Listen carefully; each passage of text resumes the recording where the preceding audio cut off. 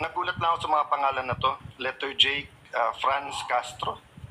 Nasa Progressive Bloc to at nandito siya nung Martes. Martes at basta this week nandito siya. Sino may alam nitong kay Franz Castro?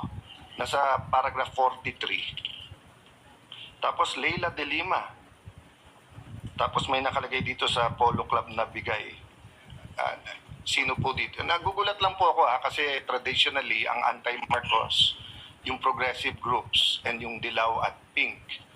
Pero recently sa nangyayari sa Senate, Marcos na rin eh. But biglang nandito mga pangalan nila. Again, that doesn't mean this is true. That's why I found. Sinong may alam nung kay Leila de Lima at saka kay Franz Castro? Mga kongresista.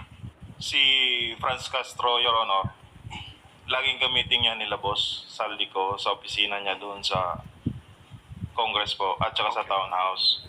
Then pagkatapos po ng meeting nila, paglabas po, may mga bit-bit na po yan silang mga paper bag. Pag sinabing sila, sino pa usually kasama ni Franz Castro? Not necessarily sa pera, sa meeting.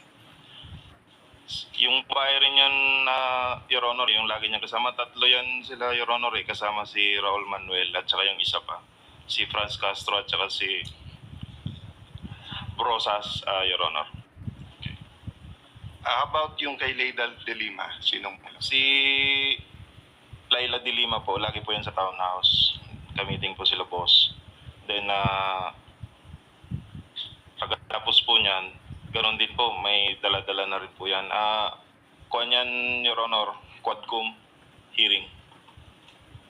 Kailangan nating i-clarify muna, no? Kasi yung pagkabanggit nyo kay Congresswoman Laila de Lima, kasama siya sa mga congressmen ng 19 Congress. Hindi pa siya congresswoman noon eh.